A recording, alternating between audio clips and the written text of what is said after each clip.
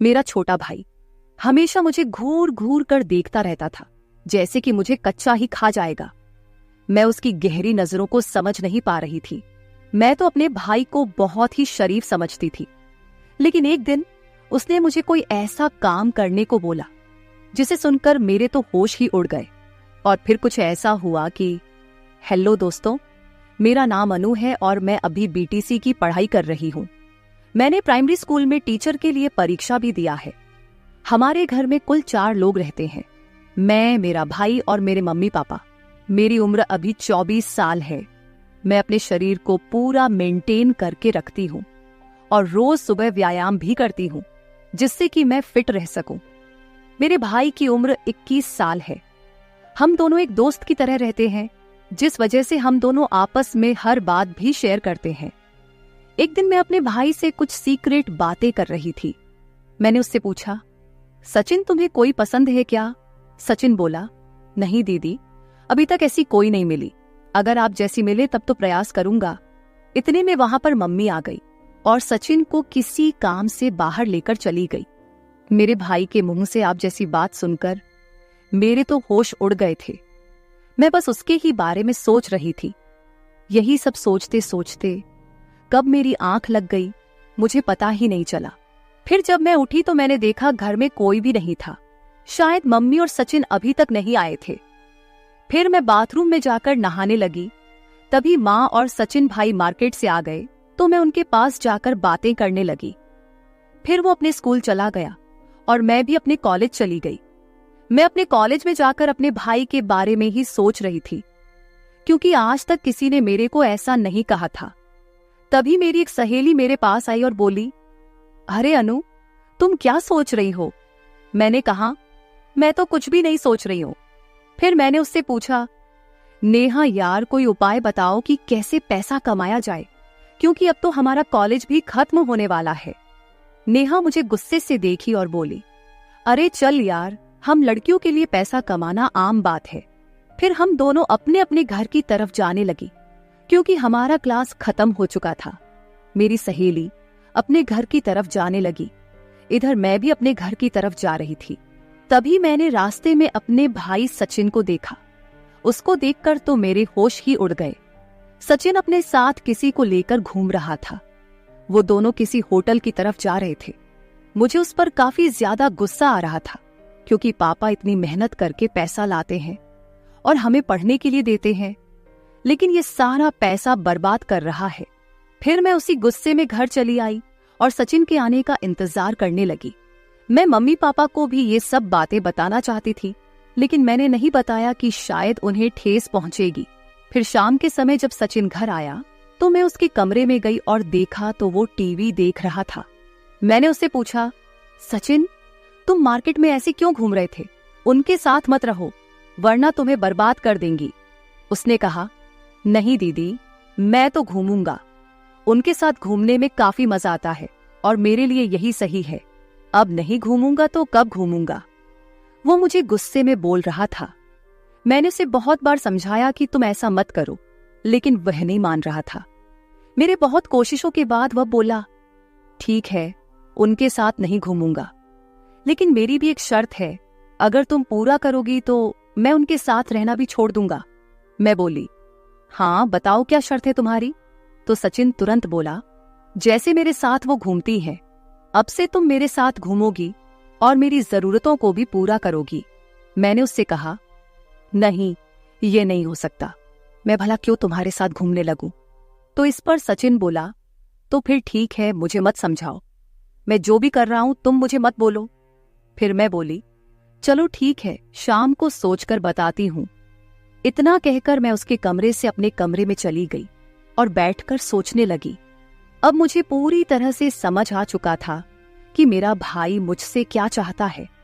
फिर मुझे कुछ दिन पहले की बात भी याद आ गई कि वो मुझे क्यों इतने अजीब तरीके से घूर घूर कर देखता था।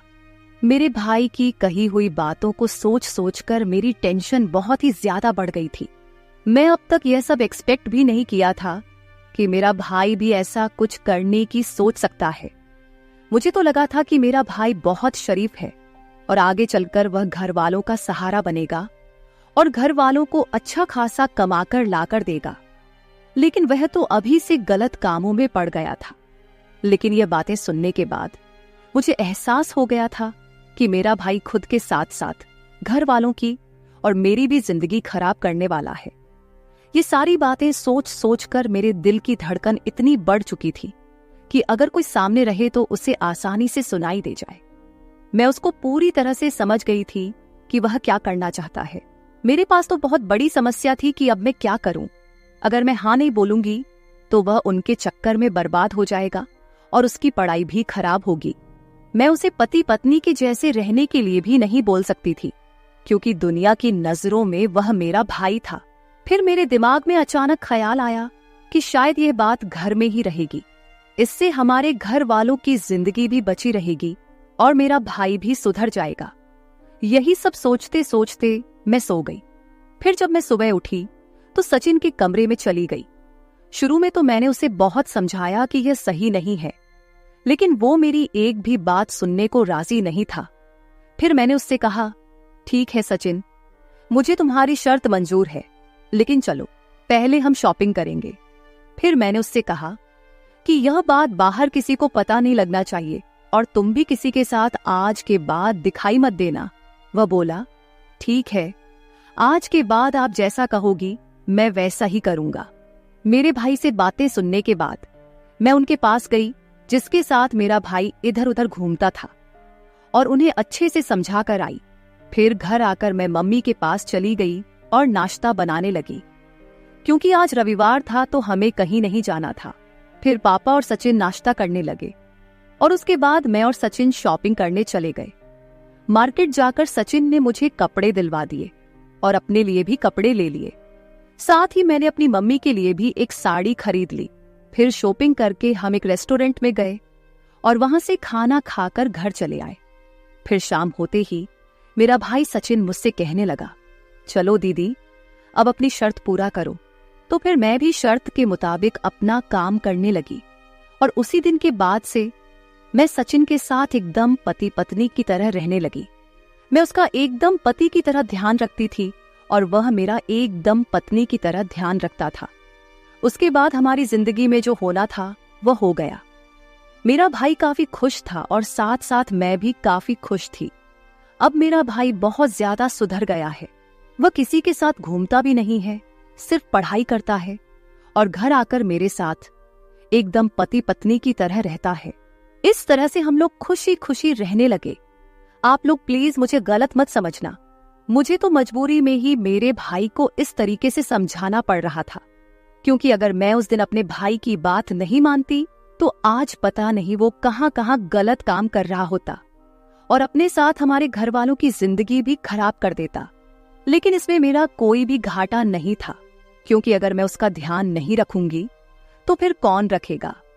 लगभग 4 महीने बाद मेरी जॉब का ज्वाइनिंग लेटर भी आ गया और मैं वहां चली गई। अब हमारा परिवार भी अच्छे से चलने लगा था। हमारे घर में सभी लोग बहुत खुश हैं और मेरा भाई सचिन भी अपनी जिंदगी में कुछ अच्छा करने की राह पर चल रहा है। इस तरह से मैं और मेरे भाई ने एकदम पति पत्नी की तरह रहकर हमारे घर को बचा लिया। और आगे तो आप सब समझ ही सकते हो, वो तो आप सबको पता ही है। तो मेरे प्यारे दोस्तों, ये थी हमारी आज की छोटी सी कहानी। अगर आपको ये कहानी पसंद आई हो तो इसे लाइक करें और अपने दोस्तों के साथ शेयर करें और कमेंट करके बताएं कि आपको स्टोरी कैसी लगी। अगर आप ऐसी ही और भी इंटरेस्टिंग और रोमांटिक कहानियां सुनना चाहते हो तो चैनल को सब्सक्राइब जरूर कर ले और बेल आइकन ऑन कर ले, ताकि आपको मेरी हर कहानी समय पर मिल सके। कल मिलेंगे एक और नई कहानी के साथ। धन्यवाद।